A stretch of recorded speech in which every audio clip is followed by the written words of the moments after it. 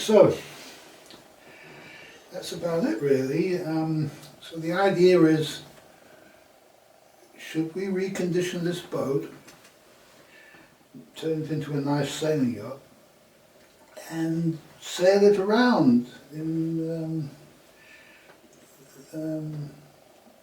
North Wales? The Menai Straits is where it's located, near Anglesey in the Bangor, and quite a nice area. The boatyard is a very real place, and so quite nice, not chocolate boxy or holiday makerish, not like that. It's a real working place, and it's beautiful in that respect. And so it would be a very good place to go and do it. And I won't be able to do it. I couldn't do it myself. I've got nowhere to put this boat, and this boat needs to get back on the water as fast as possible. You shouldn't really take wooden boats out. They should really sit on the water and be wet on salt water all the time. This is what's best for them.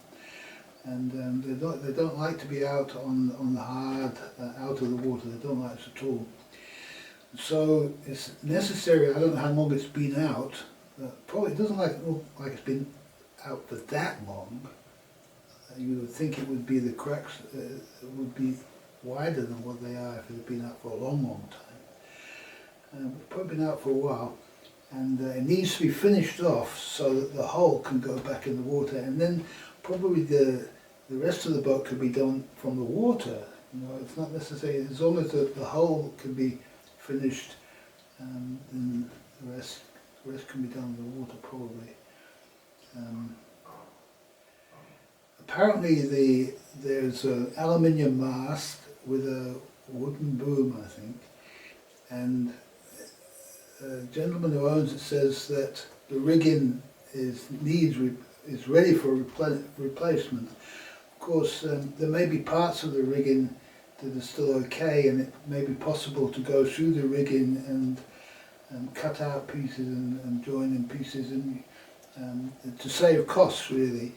And the other thing I'd like to do is, there's a lot of boats in this area, and there must be other people working on boats, and what a lot of people do sometimes is they'll replace stuff on their boat that's still got some life left in it. You know, they'll replace whole ropes, you know, and there'll be half the rope will be okay. You can sometimes cut things out and recycle the materials, which I think is a good idea.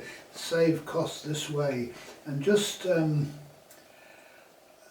hope that everything is going to come as we need it. And this is what happened to me in all my other projects. Always I find things just in the nick of time, you know, and when it comes time, if it needs an engine, there'll be an engine will turn up. There'll be some engine that turn up that somebody will have that they'll think it's a good home for it or something like that. And so I think if it needs an engine, it would be better if it did have an engine, but I would be quite happy to run it without an engine. Give that a shot, you know. Probably not the best idea in the Menai Straits. There's a lot of current in the Menai Straits. And you have to be a pretty good sailor to deal with that. But that's also good, you know, in the olden days, the sailors, they didn't have motors, you know, they'd sail everywhere, just under sail. And so, something wonderful about that. And what's interesting about this boat is it's similar looking to the previous boat I had. I just noticed on the photos, the upper superstructure is very similar. It's got 3 windows, and then this shape to the construction is very similar. The other boat I had was a I think it's called carvel construction, where it's all made with solid wood planks, and it's the best form of construction you can have with a boat. It's solid wood planks on normally riveted to solid wood frames. It's a very good way of making a boat, and as long as the type of wood is good, and this is a mahogany boat, so that's good wood to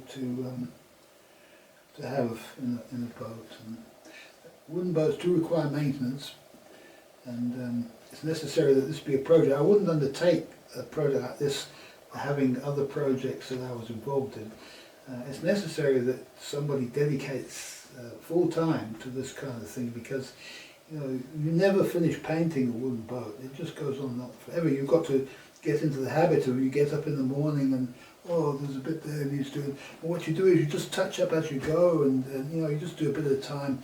And if you just keep going at it, it just keeps lovely, you know. And it's just a habit that you have to get into. Sometimes you can save on paints, you know, you don't have to use the very, very best boat paints if they're a bit expensive. There's often, you know, I found even cans of paint, half-finished cans of paint that were just thrown away. I've used up bits like that you know, people have done a boat and just want to get rid of the stuff, you know. And so there are cost-saving measures that you can take. You just have to keep your eye out and be on the lookout. And there's a lot of labour involved in a boat like this. So, you know, you've got a lot of time working on it, and then you just need a little bit of material coming in, you know, as you go. And I'm going to need help with that, you know, that to be able to get the things I need to sort the boat out. I'm going to need help from the people in the area, you know, the other boat builders in the area. Maybe the gentleman who's got the boat on his property at the moment. It's possible that he could be of help. You know, just sort of say, give me a few ideas, say, oh, you need this, this and this, and this is what you use. And it's only a few minutes, and they say, okay, yeah, right, then maybe he gets the caulking material from me, something like that, shows me how to do it. And then I can just do it, you know, like hours and hours, now days and days, weeks and weeks of this repetitive work. But it's nice to have somebody who's an expert who can show you this is how you do it. Otherwise you've got to, you know, search on YouTube and find out how other people do it, and then where to get the stuff from. It becomes a bit more difficult. And yeah, so it's just some ideas. But I basically said to the gentleman who has the boat, I said, if he feels it's right that I should have the boat, then I'd be interested in coming to see the boat and having another look at it and talking about exactly, you know, what, to come to some arrangement that we could start on this boat. And once it's decided to start, I will simply move there and get on with it. And I'm hoping to get on with it for as long as I can until the weather goes bad or the thing gets on the water. That's basically it. And I'm going to have to keep my house here and go and be there while I'm working on it. And you know, as over time, as the boat develops, so we can see whether I have to move there into that area or whether I continue living here, and so on. So we'll just have to see, but it's an interesting project and may not happen. I'm making these videos now quickly just to get an idea of what the project is all about and what the videos are going to be like, and if they're interesting or not interesting, people can judge for themselves. And once we get onto the site and where the boat is, of course, the renovation of the boat will be the subject matter of the videos, but also what's also going on in these boat yards and the craftsmen, what they're working on and how they're working, and maybe I can interview some of the people there and they can speak on camera and encourage people to kind of be interested in this sort of practical work, because it's dying out and the old masters are going, and it's necessary that young people learn how to do these things that the old people know how to do that they're going to lose eventually. And so I want to be part of the movement that preserves the heritage of the craftsmanship of the olden days. Now, I'm not a craftsman. I'm a craftsman when it comes to computers. That's what I'm. You know, I spent my whole life on a computer expert. And so that's my mastership. But as well as that, I've dabbled in automotive engineering, mechanical engineering, and boats, and also building houses, building structures, this sort of thing. So I built caravans, motor caravans, and that sort of thing. So I'm a bit practical. I wouldn't say I'm an expert at anything, but I can generally put my hand to anything, and so I'm hoping that I can share what I've learned, and that maybe you'll find it interesting to find out how I go about turning this boat from what it is now into a beautiful object with next to nothing, with hardly any money, and probably not a lot of help either.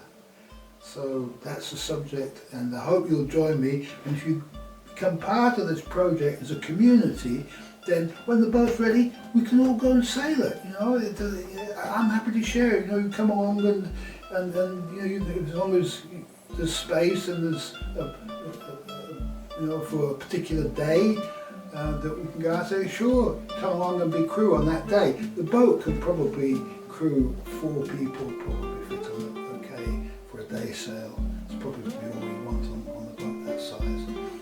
Yeah, and but you know, there's many days in the week, and I'd be quite happy if it's nice sailing weather once the boat's finished, to introduce other people to it, young people or older people, people who've got nothing to do and maybe can't afford to do this kind of thing, to get involved and to have an experience on the water, maybe learn how to sail an old sailing yacht. Okay, thank you for